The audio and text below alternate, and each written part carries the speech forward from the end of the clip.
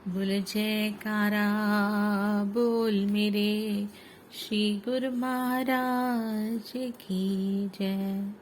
श्री अमर ज्योति दर्शन ग्रंथ श्री आनंदपुर कंटिन्यूड। इल्म कहते ही नहीं अल्फाज की पहचान को, इल्म वह है जो बताए जिंदगी की शान को। यथार्थ ज्ञान वही है जो अक्षरों के ज्ञान तक सीमित न रहे, अपितु मनुष्य में जीवन के पौष्टिक तत्वों का ज्ञान कराए। संपूर्ण विद्याओं का निरीक्षक यही है कि ए मानव, तू यह जान ले कि मैं कौन हूँ और मैंने अंतिम समय के लिए कौन सा सामान संचित किया है। सभी शास्त्रों, ग्रंथों और पुस्तकों का सार यही है कि मनुष्य अपने अस्तित्व को पहचाने और अपने वास्तविक कार्य में जुट जाए। जब तक अपने आप की परख नहीं, जीव तब तक धोखे में पड़ा हुआ है। जब वास्तविकता का बोध हो जाता है तो असल और नकल का पर्दा हट जाता है। संसारी पुरुष प्राय वास्तविकता से अनभिज्ञ रहता है। मनुष्य देही को प्राप्त हुई यह आत्मा के आधार पर काम करती है। उस आत्मा से मुक्ति का काम करना है। आत्मा स्वामी है और देह दासी है। परंतु ब्रह्म में परकर मनुष्य ने शरीर को स्वामी बना रखा है और आत्मा को दास। इस उल्टे काम का परिणाम भी उल्टा ही निकलेगा, अर्थात दुखों से छुटकारा पाने की जगह जीव दुखों में गिरता जाएगा। संसार के दंदों में भी देखा जाए तो जब कोई मनुष्य किसी को नौकर रखता है तो नौकर ही स्वामी की सेवा में लगता है और उसे सब प्रकार से सुख सुविधा देता है।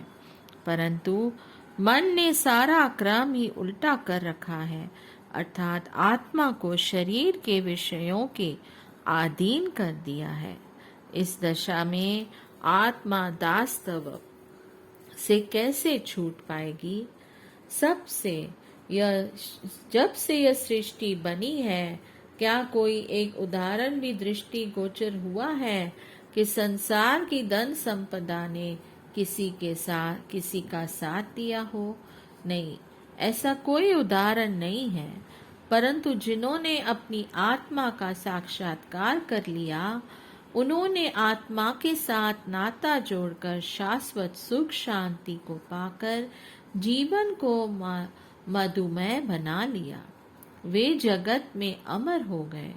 इतिहास में ऐसे कितने ही उदाहरण मिलते हैं जिन्होंने सत्संग के प्रभाव से सत्यता को समझा और उच्चतम पदों को प्राप्त किया।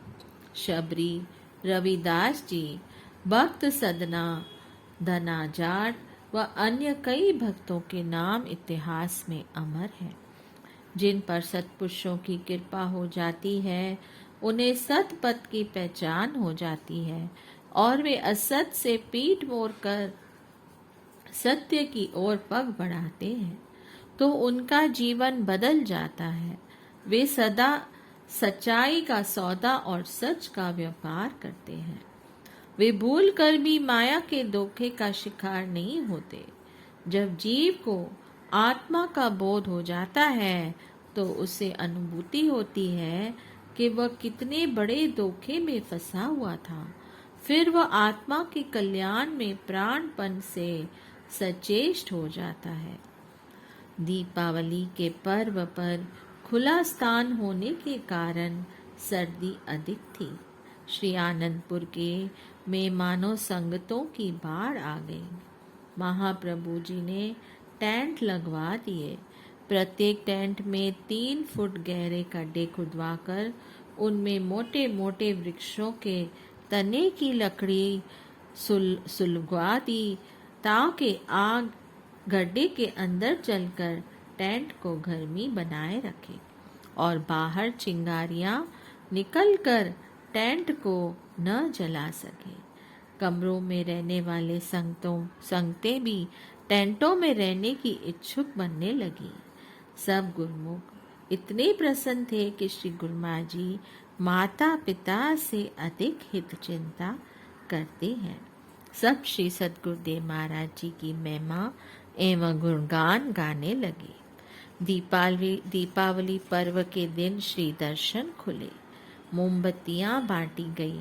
सब ने जगमग करती हुई मोमबत्तियों से हॉल में जगमगाहट कर दी। आपने श्री वचन फरमाए, आज दीपावली का शुभ त्योहार है। दीपावली की रात अंधेरी रात होती है। महापुरुष इस अंधेरी रात में भक्ति की रोशनी करते हैं। गुरुमुख जन इस भक्ति की रोशनी को अपने दिल में बसाते हैं और अपना जीवन सफल बनाते हैं। यही सच्ची दिवाली है। संसारी लोग भी दिवाली मनाते हैं। वे दीपक जलाकर या किसी और साधन से थोड़ी देर के लिए बाहर की रोशनी कर लेते हैं और समझते हैं कि उन्होंने दीपावली मना ली। मगर बाहर रोशनी कर लेने से अंदर का अंधेरा तो दूर नहीं होता। उनके गट में तो उसी प्रकार अज्ञान और का अंधेरा छाया रहता है। इस अज्ञान के अंधेरे की वजह से ही वे माया में रचे पचे रहते हैं और हमेशा दुखी रहते हैं। उनको न इस लोक में सुख मिलता है और न ही उनका परलोक संवरता है। महापुरुष संसार में आकर जो भक्ति की रोशनी करते हैं, गुरुमुख जन उस भक्ति की रोशनी को दिल में बसाते हैं। भक्ति की रोशनी जब हृदय में एक बार हो जाती है तो फिर वह रोशनी हमेशा ही बनी रहती है। बाहर की रोशनी तो कुछ देर बाद बुझ जाती है, मगर भक्ति की रोशनी कभी नहीं बुझती। वह हमेशा जगमगाती रहती है, क्योंकि भक्ति प्रकाश रूप है। जैसे कहा है, राम भक्ति चिंता मणि सुंदर, बसै गरुड़ जाके उरंतर। परम प्रकाश रूप दिन राती, नहीं कुछ चाहिए दिया और बाती। यह भक्ति प्रकाश रूप है और हमेशा जगमगाती रहती है। जैसे चिंतामणि हमेशा जगमगाती रहती है। यह भक्ति रूपी चिंतामणि दिए, घी और बाती की मोहताज नहीं है। जो गुरुमुख जन इस भक्ति रूपी चिंतामणि को हृदय में बसा लेते हैं, उनका हृदय हमेशा ही प्रकाश से भरपूर रहता है, जिससे दुख उनके नजदीक नहीं आता और वे हमेशा ही खुशियों से भरपूर रहते हैं। राम भगत मन उर बस जाके, दुख कवलेस न सपना उताके। जो इस भक्ति को दिल में बसा लेते हैं, उन्हें सपने में भी दुख नहीं बासता। इसलिए गुरुमुख जन हमेशा इस बात का ख्याल रखते हैं कि हमने भक्ति को ही प्राप्त करना है। वह किस तरह से हो सकता है? वह तभी संभव है कि महापुरुष जिस प्रकार उन्हें चलाएं, जिस रास्ते पर चलाएं, गुरुमुख जन उस रास्ते पर चलते जाएं। महापुरुषों ने जो भक्ति के नियम बनाए हैं, वे इसलिए हैं कि उनको अपनाकर गुरुमुख जन भक्ति का धन इकट्ठा कर सकें और अपने जीवन का कल्याण कर सकें। गुरुमुख जन ही हैं जो हकीकत में दिवाली का त्योहार मनाते हैं। क्यों? क्योंकि दिवाली के त्योहार में वे असली चीज अर्थात भक्ति को प्राप्त करने का यत्न करते हैं। कहा है, चतुर शिरोमणि तय जगमाई, जे मन लागे सुजतन कराई। संसार में गुरुमुख ही चतुर हैं, बल्कि उनमें शिरोमणि हैं, क्योंकि वे इस भक्ति रूपी मणि को प्राप्त करने का यत्न करते हैं, जो इस लोक में भी हमेशा सुख देता है और परलोक में भी साथ जाती है। इसके लिए गुरुमुख जन महापुरुषों की आज्ञा के अनुसार चलते हैं। भक्ति के नियमों को अपनाते हैं ताकि जीवन में भक्ति का धन एकत्र होता रहे। इस बात को महेनजर दृष्टिगत रखते हुए गुरुमुख जन हमेशा सतर्क रहते हैं, ख्यालों को दूसरी तरफ नहीं जाने देते। वे केवल इस बात की तरफ ख्याल करते हैं कि सतगुरु का बख्शा हुआ जो नाम है उसका सुमरन करें और भक्ति के साधनों की पालना करें। इस प्रकार महापुरुषों की आज्ञा के अनुसार भक्ति के नियमों की पालना करके गुरुमुख जन सच्ची दिवाली मनाते हैं। अपना यह जीवन भी सच्ची खुशियों से भर लेते हैं, परलोक भी संवार लेते हैं और महापुरुषों का आशीर्वाद प्राप्त करके अपना मानुष जन सफल कर लेते हैं। आपने दिसंबर सन 1970 में श्री संत नगर का कार्यक्रम बनाया। मार्ग में 2 दिन ग्वालियर परमधाम में तथा 15 दिन श्री संत नगर में परमार्थ लाभ करवाकर वापस श्री आनंदपुर लौट आए।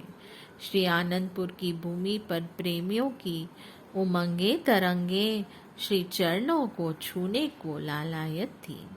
नव वर्ष के प्रथम दिवस को श्री वचन हुए। गुरुमुखों, आज नए साल का शुभ आरंभ है। आज नए साल का नया दिन है। कुदरती तौर पर हर एक इंसान नई चीज देखकर, नई बात सुनकर, नई चीज इस्तेमाल में लाकर और नए साल के नए दिन में खुशी अनुभव करता है। यह इंसान के कुदरती गुण हैं, मगर देखना यह है कि क्या यह खुशी हमेशा कायम रहने वाली है। हरगिज नहीं। थोड़े समय के लिए यह खुशी मनुष्य को अनुभव होती लगती है, लेकिन फिर गायब हो जाती है। कारण क्या? जिन पदार्थों को प्राप्त करके यह खुशी महसूस करता है, वे सब पदार्थ विनष्ट जाने वाले हैं, बेबका हैं। इसलिए इनको प्राप्त करके जो खुशी मनुष्य को अनुभव होती है, वह स्थायी नहीं होती। स्थायी और सुखदायी वस्तु क्या है? वह है मालिक की भक्ति, नाम भजन की कमाई और निष्काम सेवा, जिन्हें करने से जीव कतराता है, सेवा में कष्ट महसूस करता है, भजन सत्संग में समय नहीं देता और मन माया के अधीन होकर विषयों के रसों में सुख की तलाश करता है। इसी को हासिल करने में जीवन समाप्त कर देता है। वाणी में कथन आया है, आशा करता जग मुआ, आशा मरे न जाए, नानक आशा पूरियां, सच्चे स्यों चितलाए। इंसान ख्वाहिशों की चावना करता हुआ इस जहान से कूच कर जाता है, परंतु उसकी इच्छाएं खत्म नहीं होती। जिनके दिल में मालिक की प्रीत होती है, मालिक के नाम की लगन होती है, प्रभु परमात्मा से चित्त जोड़े लगने के कारण उनकी सभी इच्छाएं पूर्ण हो जाती हैं। इसके लिए रोजमर्रा जो सत्संग श्रवण करते हो, उन वचनों को अमल में लाने की जरूरत है। जब तक जीव उन वचनों पर आचरण नहीं करता, तब तक सच्चे सुख से वंचित रहेगा। कहते हैं, गुरु की मूरत मन में ध्यान, गुरु के शब्द मंत्र मन मान, गुरु के चरण हृदय लय दारो, गुरु पार ब्रह्म सदा नमस्कारो। तू अपने हृदय में सतगुरु की तस्वीर का चिंतन कर, सतगुरु के शब्द और वचनों को मनन कर, उनके चरणों का चित्त में ध्यान कर, अपने इष्ट देव को सदा नमस्कार कर। इससे सत्यता बढ़ेगी और असत्यता अर्थात झूठे विचार दूर हो जाएंगे। जिस प्रकार अंधेरे को दूर करने के लिए कोई दौड़ धूप नहीं करनी पड़ती, केवल बत्ती जलाने से अंधेरा दूर हो जाता है, इसी प्रकार शब्द को हृदय में धारण करने से विषय वासनाओं और मोह का सफाया हो जाता है। मन का यह स्वभाव है कि वह